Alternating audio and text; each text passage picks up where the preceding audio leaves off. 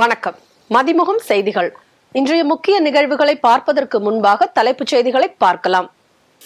முதலீடுகளை ஈர்ப்பதில் தமிழ்நாடு முன்னணி வகிக்கிறது.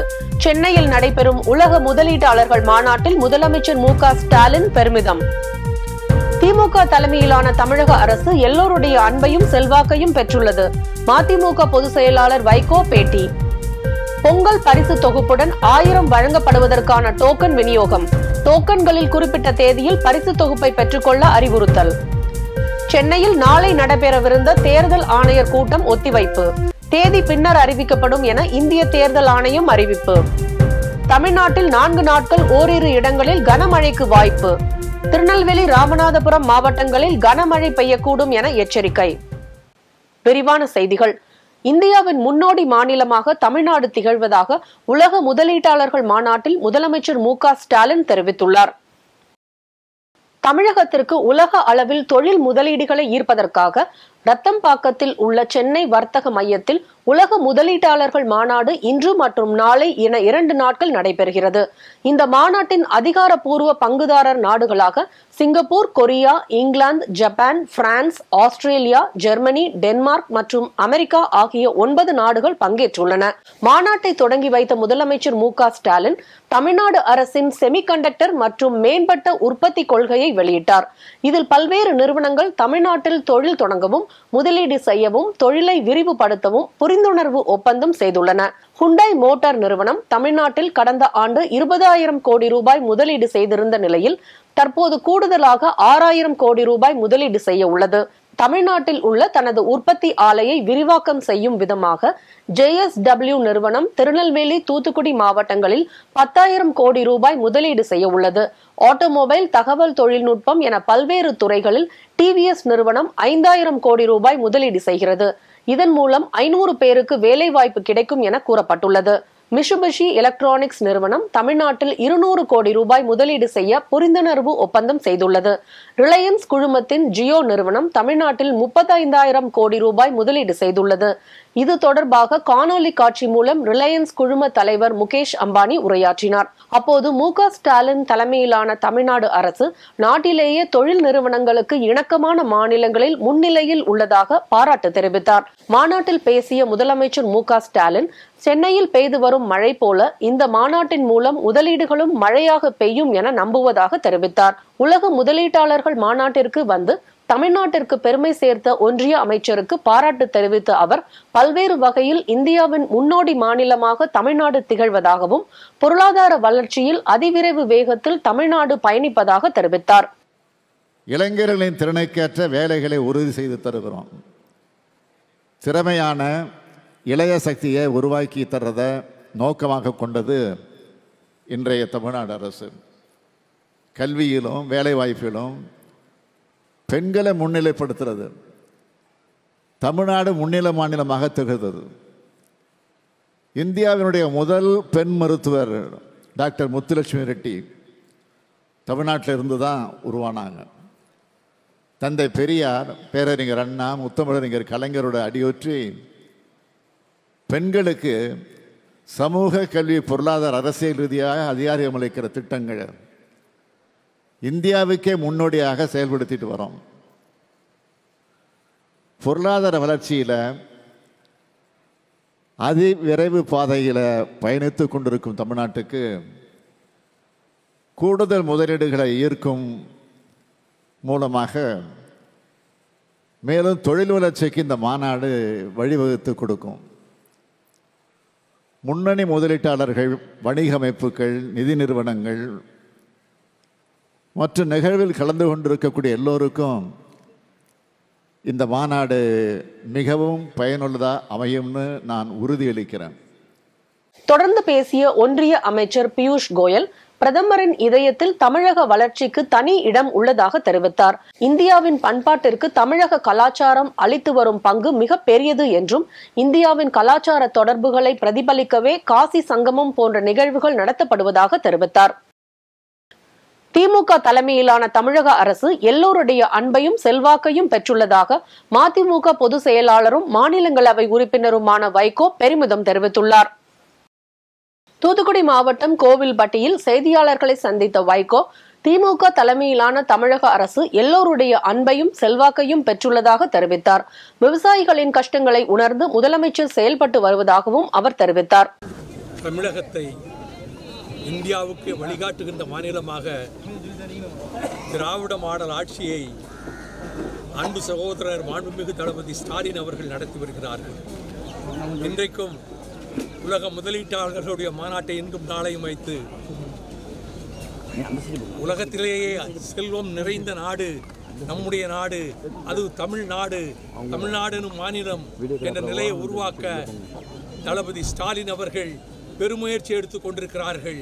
அந்த வகையில் விவசாயிகளுடைய கஷ்டத்தையும் உணர்ந்து விவசாயிகளுக்கும் அவர் எல்லா விதமான உதவிகளும் செய்து கொண்டு வருகிறார். இப்பொழுது பொங்கலுக்கு அந்த பரிசு தொகையோடு பொருளோடு 1000 ரூபாய் நிதியும் கொடுப்பதற்கு ஏற்பாடு செய்திருக்கிறார். ஆகவே திராவிட முன்னேற்றக் கழகத்தின் தலைமையிலான அந்த அரசு எல்லோருடைய அன்பையும் செல்வாக்கையும் பெற்றிருக்கிறது. போக்குவரத்து தொழிலாளர்களின் பிரச்சினை தொடர்பாக செய்தியாளர்கள் எழுப்பிய கேள்விக்கு பதிலளித்த வைகோ, தமிழக அரசு பேச்சுவார்த்தை மூலம் தீர்வு காணும் என தான் நம்புவதாக தெரிவித்தார். போக்குவரத்து தொழிலாளர்களும் உணரணும், அரசாங்கம் அதற்கான முயற்சி எடுத்துக் கொண்டிருக்கு, எப்படியாவது பேசி பிரச்சனைக்கு தீர்வு காண்பார்கள் என்று. முன்னதாக தூத்துக்குடி மாவட்டம் கோவில்பட்டை அருகே உள்ள கடலையூரில் மதிமுக ஒன்றிய செயலாளர் மாரிசாமி இல்ல கிரகப்பிரவேச விழாவில் வைகோ கலந்து கொண்டு சிறப்பித்தார். போக்குவரத்து துறை அமைச்சர் சிவசங்கருடன் தொழிற்சங்கம் நடத்தவிருந்த பேச்சுவார்த்தை நாளை ஒத்தி வைக்கப்பட்டுள்ளது. போக்குவரத்து ஓய்வூதியர்களுக்கு அகவிலைப்படி உயர்வை வழங்க வேண்டும், பணியில் இருக்கும் தொழிலாளர்களுக்கு நிலுவையில் உள்ள அகவிலைப்படி உயர்வை வழங்குவதுடன் ஊதிய ஒப்பந்த பேச்சுவார்த்தைக்கான காலக்கெடுவை அறிவிக்க வேண்டும் என்பன உள்ளிட்ட பல்வேறு கோரிக்கைகளை வலியுறுத்தி போக்குவரத்து தொழிற்சங்கம் சார்பில் 9ஆம் தேதி முதல் காலவரையற்ற போராட்டம் நடத்தப்பட உள்ளதாக அறிவிக்கப்பட்டது. இதையடுத்து தொழிற்சங்கத்துடன் போக்குவரத்து துறை அமைச்சர் சிவசங்கர் வெள்ளிக்கிழமை பேச்சுவார்த்தை நடத்தினார். இதற்கு கூடுதல் நிதி செலவாகும் என்பதால் நிதித்துறையுடன் ஆலோசிக்க வேண்டியுள்ளதாகவும் இன்று மீண்டும் பேச்சுவார்த்தை நடத்தி முடிவை அறிவிப்பதாகவும் அவர் தெரிவித்திருந்தார். இந்த நிலையில் போக்குவரத்து துறை அமைச்சர் சிவசங்கருடன் தொழிற்சங்கம் நடத்தவிருந்த பேச்சுவார்த்தை நாளை ஒத்தி வைக்கப்பட்டுள்ளது. இதில் சுமூக தீர்வு ஏற்படாவிட்டால் வேலை நிறுத்தம் நிச்சயம் என்று தொழிற்சங்கத்தினர் தெரிவித்துள்ளனர். 1000 ரொக்க பணத்துடன் பொங்கல் பரிசு தொகுப்பு பெறுவதற்கான டோக்கன் இன்று முதல் ரேஷன் கடைகளில் விநியோகம் செய்யப்படுகிறது. பொங்கல் பண்டிகையை ஒட்டி குடும்ப அட்டைதாரர்களுக்கு பச்சரிசி, சர்க்கரை, முழு கரும்பு போன்ற பொருட்கள் அடங்கிய தொகுப்புடன் 1000 ரூபாய் ரொக்கப்பரிசு வழங்கப்படும் என்று முதலமைச்சர் மு.க. ஸ்டாலின் அறிவித்தார். ஒன்றிய மாநில அரசு ஊழியர்கள், வருமான வரி செலுத்துவோர், பொதுத்துறை நிறுவனங்களில் பணிபுரிவோர், சர்க்கரை அட்டைதாரர்கள், பொருளில்லா அட்டைதாரர்கள் தவிர்த்து ஏனைய குடும்ப அட்டைதாரர்கள் அனைவருக்கும் 1000 ரூபாய் ரொக்கமாக வழங்கப்படும் என்று அறிவித்துள்ளார். இதன் மூலம் 2,19,57,402 ரேஷன் அட்டைதாரர்களுக்கு பொங்கல் பரிசு தொகுப்பு வழங்கப்பட உள்ளதாக தெரிவித்துள்ளது. இந்நிலையில் 1000 ரொக்க பணத்துடன் பொங்கல் பரிசு தொகுப்பு பெறுவதற்கான டோக்கன் இன்று முதல் ரேஷன் கடைகளில் விநியோகம் செய்யப்பட்டு வருகிறது. டோக்கனில் குறிப்பிட்ட தேதியில் ரேஷன் கடைக்கு சென்று பொங்கல் பரிசு தொகுப்பை பெற்றுக் கொள்ளலாம் என தெரிவிக்கப்பட்டுள்ளது. பொங்கல் பரிசு தொகுப்பு தொடர்பாக புகார்களை தெரிவிக்க தனி தொலைபேசி எண்கள் மற்றும் வழிகாட்டு நெறிமுறைகளையும் தமிழக அரசு வெளியிட்டது. மேலும் பொங்கல் பரிசு தொகுப்பை உரிய முறையில் வழங்குவதற்கு அனைத்து முன்னேற்பாடுகளையும் ஆட்சியர்கள் மேற்கொள்ள வேண்டும் எனவும் உத்தரவிடப்பட்டுள்ளது. அதேபோல் 10ஆம் தேதி முதல் பொங்கல் பரிசு தொகுப்பு வழங்கப்படும் என்று தமிழக அரசு அறிவித்துள்ளது. 9ஆம் தேதி வரை டோக்கன்கள் விநியோகிக்கப்படும் என்றும் அதன் பின்னர் 10ஆம் தேதி முதல் 13ஆம் தேதி வரை மக்கள் ரேஷன் கடைகளில் பொங்கல் தொகுப்பினை பெற்றுக் கொள்ளலாம் எனவும் தெரிவிக்கப்பட்டுள்ளது. மேலும் டோக்கன் வாங்க தவறியவர்கள் வரும் 14ஆம் தேதி நேரடியாக வாங்கிக் கொள்ளலாம் எனவும் தமிழக அரசு அறிவித்துள்ளது.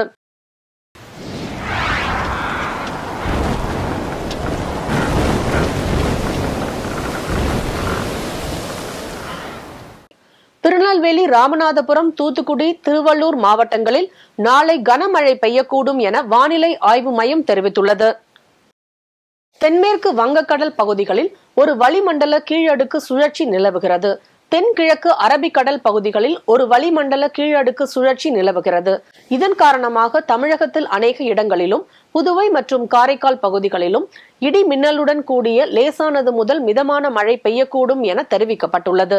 செங்கல்பட்டு மற்றும் காஞ்சிபுரம் மாவட்டங்களில் ஓரிரு இடங்களில் கன முதல் மிக கன மழையும், சென்னை, திருவள்ளூர், ராணிப்பேட்டை, வேலூர், திருவண்ணாமலை, விழுப்புரம், திருநெல்வேலி, தூத்துக்குடி, ராமநாதபுரம் மாவட்டங்கள் மற்றும் புதுச்சேரியில் ஓரிரு இடங்களிலும் கனமழை பெய்யக்கூடும் என வானிலை ஆய்வு மையம் தெரிவித்துள்ளது. நெல்லை மாவட்டம் மலைப்பகுதிகளில் பெய்து வரும் கனமழையால் தாமிரபரணி கரையோர மக்களுக்கு எச்சரிக்கை விடுக்கப்பட்டுள்ளது. இதுகுறித்து அம்மாவட்ட ஆட்சியர் கார்த்திகேயன் வெளியிட்டுள்ள அறிவிப்பில், தாமிரபரணி ஆற்றில் 5000 முதல் 7000 கன அடி நீர் செல்லும் என்பதால் பொதுமக்கள் ஆற்றுக்குள் இறங்க வேண்டாம் என்று தெரிவித்துள்ளார். சென்னையை பொறுத்தவரை அடுத்த 48 மணி நேரத்திற்கு வானம் ஓரளவு மேகமூட்டத்துடன் காணப்படும் என்றும், நகரின் ஒரு சில பகுதிகளில் மிதமான மழை பெய்யக்கூடும் எனவும் வானிலை ஆய்வு மையம் தெரிவித்துள்ளது. தமிழக கடலோர பகுதிகள் மற்றும் அதனை ஒட்டிய தென்மேற்கு வங்கக்கடல் பகுதிகள், மன்னார் வளைகுடா மற்றும் அதனை ஒட்டிய குமரிக்கடல் பகுதிகள் மற்றும் லட்சத்தீவு பகுதிகளில் சூறாவளி காற்று மணிக்கு 40 முதல் 45 கிலோமீட்டர் வேகத்திலும் இடையிடையே 55 கிலோமீட்டர் வேகத்திலும் வீசக்கூடும் என்பதால் மீனவர்கள் இப்பகுதிக்கு செல்ல வேண்டாம் என அறிவுறுத்தப்பட்டுள்ளது. சென்னையில் நாளை நடைபெற இருந்த தேர்தல் ஆணைய ஆலோசனை கூட்டம் தேதி குறிப்பிடப்படாமல் ஒத்திவைக்கப்படுவதாக தமிழ்நாடு தலைமை தேர்தல் அதிகாரி சத்யபிரதா சாஹூ அறிவித்துள்ளார். நாடாளுமன்ற தேர்தல் ஏற்பாடுகள் தொடர்பாக தலைமை தேர்தல் ஆணையம் வரும் 8ஆம் தேதி சென்னையில் ஆலோசனை நடத்த உள்ளதாக தகவல் வெளியானது. இதற்கான இந்திய தேர்தல் ஆணைய அதிகாரிகள் சென்னை வருகை தர உள்ளதாக தெரிவிக்கப்பட்டது. இந்த ஆலோசனையில் இறுதி வாக்காளர் பட்டியல், வாக்குச்சாவடி மையங்கள், தேர்தல் பணியாளர்கள், தேர்தல் பாதுகாப்புகள் தொடர்பாக இறுதிக்கட்ட ஆலோசனை நடைபெற உள்ளதாகவும் தெரிவிக்கப்பட்டது. அதேபோல தமிழ்நாட்டில் தேர்தல் நடத்தும் மாதம் மற்றும் தேதிகள் குறித்தும் இந்த ஆலோசனை கூட்டத்தில் இறுதி செய்யப்பட வாய்ப்புள்ளதாகவும் தகவல்கள் வெளியானது. இந்த நிலையில் சென்னையில் நாளை நடைபெறவிருந்த இந்திய தேர்தல் ஆணைய ஆலோசனை கூட்டம் ஒத்திவைக்கப்பட்டுள்ளதாக அறிவிப்பு வெளியாகியுள்ளது. ஆலோசனை கூட்டத்திற்கான தேதி பின்னர் அறிவிக்கப்படும் என தேர்தல் ஆணையம் தெரிவித்துள்ளது. மழை வெள்ள பேரிடருக்கு ஒன்றிய அரசு நிதியும் தரமாட்டார்கள், கடனும் வாங்கக்கூடாது என்றால் எப்படி என பாஜக மாநில தலைவர் அண்ணாமலைக்கு மதிமுக முதன்மை செயலாளர் துரை வைகோ கேள்வி எழுப்பியுள்ளார். தூத்துக்குடி மாவட்டம் கோவில்பட்டி அருகே உள்ள குமாரகிரியில் தனியார் பள்ளி ஒன்றில் விளையாட்டு விழா நடைபெற்றது. இவ்விழாவில் மதிமுக முதன்மை செயலாளர் துரை வைகோ கலந்து கொண்டு போட்டியில் வெற்றி பெற்ற மாணவர்களுக்கு பரிசுகளை வழங்கினார். பின்னர் செய்தியாளர்களிடம் பேசிய துரை வைகோ, வழக்கமாக மாநில பேரிடருக்கு வழங்கக்கூடிய நிதியைத்தான் ஒன்றிய அரசு வழங்கியுள்ளதாகவும், தற்போது ஏற்பட்ட மழை வெள்ள பேரிடருக்கு ஒன்றிய அரசு நிதி எதுவும் வழங்கவில்லை எனவும் தெரிவித்தார். திராவிட கட்சிகள் தமிழகத்தை கடனாளி மாநிலமாக மாற்றிவிட்டதாக கூறிய அண்ணாமலையின் கருத்துக்கு பதிலளித்த துரை வைகோ, ஒன்றிய அரசு நிதி கொடுத்திருந்தால் தமிழகம் ஏன் கடன் வாங்க போகிறது என தெரிவித்தார். சகோதரர் அண்ணாமலை பொறுத்தவரைக்கும் அவர் ஒன்று சொல்றாரு, நம்மளுடைய தமிழக அரசு திராவிட கட்சிகள் தமிழ்நாட்டை கடனாளி ஆக்கிட்டாங்க, அதாவது இப்போ இருக்கிற திமுக அரசு ரொம்ப மோசமாக கொண்டு போயிட்டு இருக்கிறாங்க அப்படின்னு சொல்லி தமிழ்நாட்டை தமிழ்நாட்டை கடனாளி ஆக்கிட்டாங்க அப்படின்னு குற்றச்சாட்டு வைக்கிறார். நான் கேட்குறேன், 37,000 கோடி பேரிடர் நம்ம நிதி உதவி கேட்குறோம் ஒன்றிய அரசு கிட்ட. ஆனால் அவங்க ₹1 கொடுக்க முடியும் போது நம்ம கடனை தானே வாங்க முடியும். ஜனங்களுக்கு கொடுக்கணும், நிவாரண உதவிகள் செய்யணும், சாலைகள், இங்கே குளங்கள், நீர்த்தேக்கங்கள், பாலங்கள் எல்லாம் சரி செய்யும் போது இவ்வளோ செலவாகுது. அப்போ எங்கே போகிறது? கடனை தானே வாங்க முடியும். நீ ரூபாயும் கொடுக்க மாட்டேங்கிற, அதே நேரத்தில் கடனையும் வாங்கக்கூடாதுன்னு சொன்னால் என்ன அர்த்தம் வந்தது? ஜனங்க கொஞ்சம் படித்த ஜனங்க கொஞ்சம் ஜெயசீர் கொஞ்சம் யோசிச்சு பாருங்க. அண்ணாமலை அவர்கள் என்ன சொல்கிறாருன்னா, தமிழ்நாடை கடனாடி ஒரு நாடாக ஆக்கிட்ட மாநிலமாக ஆக்கிட்டாங்க அப்படின்னு சொல்கிற குற்றச்சாட்டு எதனால்? நீங்கள் இன்றைக்கி இல்லைங்க, 2014 இது வரைக்கும் கணக்கு வச்சாலுமே நம்ம கிட்டத்தட்ட எவ்வளோ கோடிகள் நமக்கு இழப்பு. ஆனால் அரசாங்கம், நம்மளுடைய ஒன்றிய அரசாங்கம் எவ்வளோ கொடுத்ததுங்கிறது புள்ளி விவரங்களோடு இருக்க அரசு சொல்லியிருக்கிறாங்க. அதனால் இது இந்த மாதிரி ஒரு மோசமான அவலநிலைக்கு காரணம் ஒன்றிய பாஜக அரசு தான் சொல்லுவேன் நான். போக்குவரத்து ஊழியர்கள் வேலை நிறுத்த போராட்டம் அறிவித்துள்ள நிலையில் மாநகர போக்குவரத்து கழகத்தில் பணிபுரியும் ஊழியர்கள் 9ஆம் தேதி கட்டாயம் பணிக்கு வர வேண்டும் என மாநகர போக்குவரத்து கழகம் அறிவித்துள்ளது. பல்வேறு அம்ச கோரிக்கைகளை வலியுறுத்தி வரும் 9ஆம் தேதி போக்குவரத்து ஊழியர்கள் வேலை நிறுத்த போராட்டம் அறிவித்துள்ளனர்.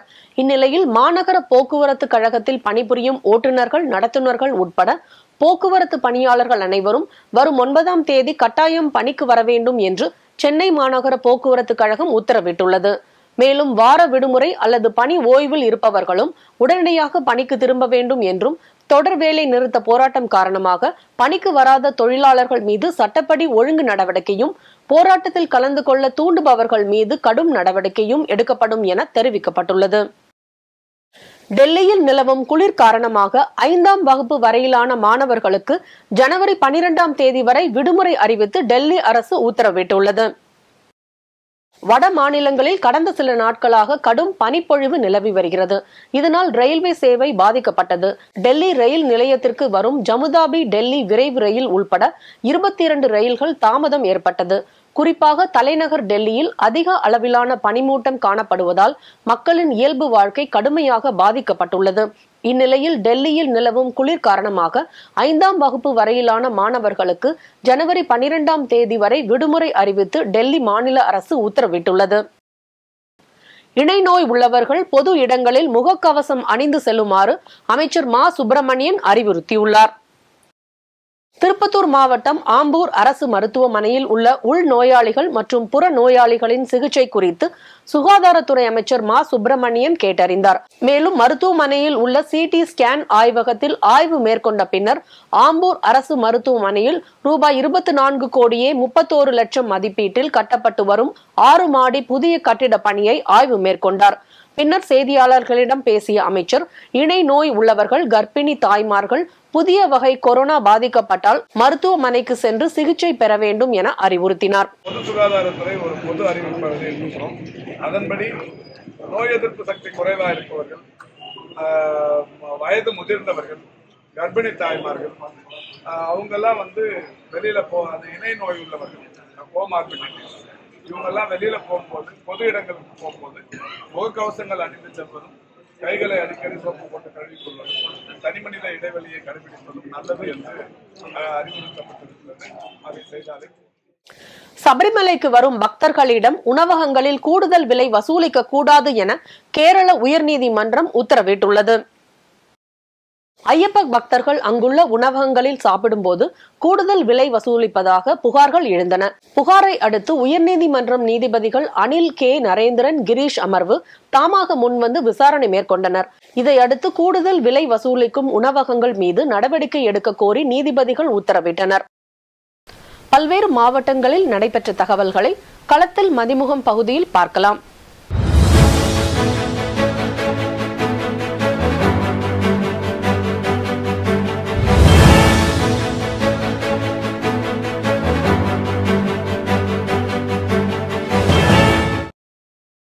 டெல்லியில் நடைபெற்ற சர்வதேச கராத்தே சாம்பியன்ஷிப் போட்டியில் நேபாள், பங்களாதேஷ், ஸ்ரீலங்கா போன்ற நாடுகள் கலந்து கொண்டன.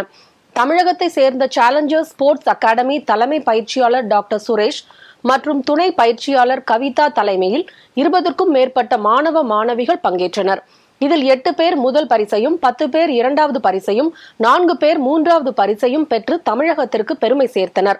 விழாவில் JKSI கராத்தே அசோசியேஷன் செயலாளர் Sujith sorry, Challengers sports academy நிறுவனர் டாக்டர் சுரேஷ் அவர்களுக்கு உயரிய விருதான கராத்தே பயிற்சியாளர் விருதை வழங்கி சிறப்பிக்கப்பட்டது. மேலும் பரிசு பெற்று தமிழகம் திரும்பிய பயிற்சியாளர்கள் மற்றும் மாணவர்களுக்கு சென்ட்ரல் ரயில் நிலையத்தில் பெற்றோர்கள் மற்றும் பொதுமக்கள் சால்வை அணிவித்து உற்சாக வரவேற்பு அளித்தனர். சென்னை பீனிக்ஸ் மார்க்கெட் சிட்டியில் காலனி திருவிழா 2024 என்னும் நிகழ்ச்சியை பிரபல நடிகையும் தற்காப்பு கலைஞருமான ரித்திகா சிங் இன்று துவக்கி வைத்தார். நிகழ்ச்சியில் பங்கேற்க வந்த அவர் மாலில் கூடியிருந்த மக்கள் மற்றும் ரசிகர்களுக்கு கையசைத்து தனது மகிழ்ச்சியை பகிர்ந்து கொண்டார். இந்த நிகழ்ச்சி புதுவிதமான காலணிகளை அதிகம் விரும்புபவர்களுக்கும் பல்வேறு பிரீமியம் பிராண்டுகளை குறைந்த விலையில் வாங்க விரும்புபவர்களுக்கும் ஒரு சிறப்பான பிரத்யேக ஷாப்பிங் திருவிழாவாக இருக்கும் என்று பீனிக்ஸ் மார்க்கெட் சிட்டி தெரிவித்துள்ளது. இந்த ஷாப்பிங் திருவிழா சென்னை பீனிக்ஸ் மார்க்கெட் சிட்டியில் வரும் 11ஆம் தேதி வரை நடைபெறும் என்று தெரிவித்துள்ளது. மாநில அளவிலான ஜூனியர் சாம்பியன் கபடி போட்டியில் பங்கேற்க உள்ள மயிலாடுதுறை கபடி வீரர் வீராங்கனைகள் தகுதி தேர்வு நடைபெற்றது. மாநில அளவிலான 49வது ஜூனியர் சாம்பியன் கபடி போட்டிகள் ஆண்களுக்கு கோவையில் ஜனவரி 14, 15 மற்றும் 16ஆம் தேதிகளிலும், பெண்களுக்கு கிருஷ்ணகிரி மாவட்டத்தில் ஜனவரி 25, 26 மற்றும் 27 தேதிகளிலும் நடைபெற உள்ளது. இதில் மயிலாடுதுறை மாவட்டத்திற்கான அணிகள் தேர்வு சாய் விளையாட்டு மைதானத்தில் அமெச்சுவர் கபடி கழகம் சார்பில் நடைபெற்றது. ஆண்கள் அணிக்கு 130 வீரர்களும், பெண்கள் அணிக்கு 70 வீராங்கனைகளும் இந்த தேர்வில் கலந்து கொண்டு தங்கள் திறமைகளை வெளிப்படுத்தினர். முடிவில் ஒவ்வொரு அணிக்கும் தலா 12 வீரர்கள் தேர்வு செய்யப்பட்டு அவர்கள் மாநில போட்டியில் கலந்து கொள்ள தகுதி பெற்றனர். வேலூர் மாவட்டம் சைதாப்பேட்டையில் ஏசி மருத்துவக் கல்லூரியின் சார்பில் இலவச மருத்துவ முகாம் நடைபெற்றது. இலவசமாக மருத்துவ பயனாளிகளுக்கு மூக்கு கண்ணாடிகள் உள்ளிட்டவைகளை எம்ஜிஆர் பல்கலைக்கழக வேந்தர் ஏசி சண்முகம் வழங்கினார். பின்னர் செய்தியாளர்களிடம் பேசிய அவர், குடியாத்தம், ஆம்பூர், வாணியம்பாடி ஆகிய 6 தொகுதிகளில் இதுவரை 103 இலவச முகாம்கள் நடத்தியுள்ளதாக தெரிவித்தார். மதுராந்தகம் சாந்திகிரி ஆசிரமத்தின் 25ஆம் ஆண்டு வெள்ளி விழாவினை சட்டப்பேரவை சபாநாயகர் அப்பாவு குத்துவிளக்கு ஏற்றி துவக்கி வைத்தார். செங்கல்பட்டு மாவட்டம் செய்யூரில் உள்ள சாந்திகிரி ஆசிரமத்தின் 25வது ஆண்டு வெள்ளி விழாவில் சட்டப்பேரவை சபாநாயகர் அப்பாவு, மதிமுக மாநில துணை பொதுச் செயலாளர் மல்லை சத்யா கலந்து கொண்டு சிறப்பித்தனர். கரூரில் திமுக மத்திய மாநகர பகுதி 34வது வார்டு செயல் வீரர்கள் கூட்டம் நடைபெற்றது. நிகழ்ச்சியில் கரூர் மத்திய பகுதி கழக திமுக பொறுப்பாளர் VGS குமாரை அறிமுகப்படுத்தி வைத்த கரூர் மாநகர செயலாளர் SP கனகராஜ் சிறப்புரையாற்றினார். இந்நிகழ்வில் 34வது வார்டு மாமன்ற உறுப்பினர் தேவானை ராமலிங்கம், வார்டு செயலாளர் ராமலிங்கம் உள்ளிட்ட திமுக கட்சி நிர்வாகிகள், பொறுப்பாளர்கள், கழக தொண்டர்கள் என ஏராளமானோர் கலந்து கொண்டு சிறப்பித்தனர். தமிழக அரசு பொங்கல் பண்டிகையை முன்னிட்டு வழங்கப்படும் பச்சரிசி, வெல்லம், கரும்பு உள்ளிட்ட தொகுப்பில் பொங்கல் பானையையும் சேர்த்து வழங்க வேண்டும் என மண்பாண்ட தொழிலாளர்கள் கோரிக்கை விடுத்துள்ளனர்.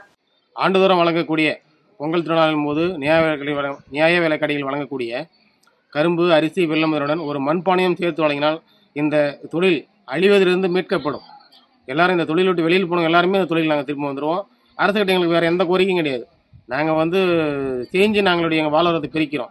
ஆனால் அரசாங்கம் இந்த கரும்பு கொள்முதல் பண்ணுற மாதிரி, அரிசி கொள்முதல் பண்ணி ஒரு மண்பானையும் கொள்முதல் பண்ணி மக்களுக்கு நியாய கடையில் வழங்கும்போது வாழ்வாதாரம் பெருகும். மக்களுக்கு மண்பானையில் சமையல் செய்யன்ற ஒரு ஆர்வம் பெருகும். பொங்கல்னாலே மண்பானை தான். கரும்பு, வெல்லம், சர்க்கரை அதுக்கப்புறம் தான் வரும். ஆனால் பாரம்பரியமான ஒரு பொருளே இந்த அரசு கண்டுக்காதது மிகவும் வேதனையாக இருக்குது. வருங்காலத்தில் பார்த்தியா இந்த 2 அரசாங்கத்தை நம்பி நாங்கள் ஏமாதான் மிச்சமாக போச்சு. வருங்காலங்களே மண்பாண்ட தொழிலாளர்கள் வாழ்வாதாரத்தை எந்த ஒரு அரசாங்கம் முன்னெடுத்து நடத்தி செய்கிறதோ அதை சார்ந்தே எங்களுடைய வாக்கு வங்கியும் அமைவதிலே எந்த விதமான ஐயமும் இல்லை. வருங்காலங்களில் எந்த அரசு எங்கள் தொழிலை மீட்டெடுக்க உதவியாக இருக்கிறதோ அந்த அரசுக்கு தமிழ்நாடு மண்பாண்ட தொழிலாளர் சங்கம் உதவியாக இருப்பது என்பதை இதன் வாயிலாக தெரிவித்துக் கொள்கிறோம். திருப்பத்தூரில் தமிழ்நாடு நெடுஞ்சாலைத்துறை சாலை பணியாளர் சங்கம் சார்பில் மாநில செயற்குழு கூட்டம் நடைபெற்றது. சிறப்பு அழைப்பாளராக மாநில தலைவர் சண்முகராஜா கலந்து கொண்டு சிறப்புரையாற்றினார். இதில் தேமுதிக தலைவர் விஜயகாந்த் மறைவுக்கு மௌன அஞ்சலி செலுத்தப்பட்டது. மேலும் தமிழ்நாட்டில் மழை வெள்ள பாதிப்பின் போது சிறப்பாக செயல்பட்ட தமிழக அரசுக்கு நன்றி தெரிவிக்கப்பட்டது. தமிழக நெடுஞ்சாலைத்துறையில் புதிதாக 7500 சாலை பணியாளர்களை உடனடியாக நியமிக்க வேண்டும் உள்ளிட்ட தீர்மானங்கள் நிறைவேற்றப்பட்டது. மயிலாடுதுறையில் தூய்மை காவலர்கள் மற்றும் பள்ளி துப்புரவு பணியாளர்கள் நலசங்கம் சார்பில் விழிப்புணர்வு பேரணி நடைபெற்றது. ஊராட்சி ஒன்றிய அலுவலகத்தில் தொடங்கிய பேரணியை மயிலாடுதுறை MLA ராஜ்குமார் தொடங்கி வைத்தார். வீடுகளையும் சுற்றுப்புறங்களையும் தூய்மையாக வைத்திருக்கவும், குப்பைகளை தரம் பிரித்து வழங்கவும் வலியுறுத்தி விழிப்புணர்வு ஏற்படுத்தி சென்றனர். மேட்டூர் அணைக்கு வரும் நீரின் அளவு வினாடிக்கு 544 கன அடியிலிருந்து 555 கன அடியாக அதிகரித்துள்ளது. அணையிலிருந்து குடிநீர் தேவைக்காக வினாடிக்கு 600 கன அடி வீதம் தண்ணீர் திறக்கப்பட்டு வருகிறது. மேட்டூர் அணைக்கு வரும் நீரின் அளவை விட குடிநீர் தேவைக்கு திறக்கப்படும் நீரின் அளவு அதிகமாக இருப்பதால் மேட்டூர் அணையின் நீர்மட்டம் குறைந்து வருகிறது. அயலான் படத்தில் இடம்பெற்றுள்ள சுரோ சுரோ என்ற பாடல் வெளியாகி சமூக வலைதளங்களில் வைரலாகி வருகிறது. R. ரவிக்குமார் இயக்கத்தில் சிவகார்த்திகேயன் நடித்துள்ள அயலான் திரைப்படம் பொங்கலை முன்னிட்டு திரைக்கு வரும் என படக்குழு அறிவித்துள்ளது. A.R. ரஹ்மான் இசையில் ரகுல் பிரீத் சிங், யோகி பாபு, கருணாகரன் உள்ளிட்ட பலர் நடித்துள்ள இப்படத்தின் ட்ரெய்லர் சமீபத்தில் வெளியாகி ரசிகர்களிடையே வரவேற்பை பெற்றது.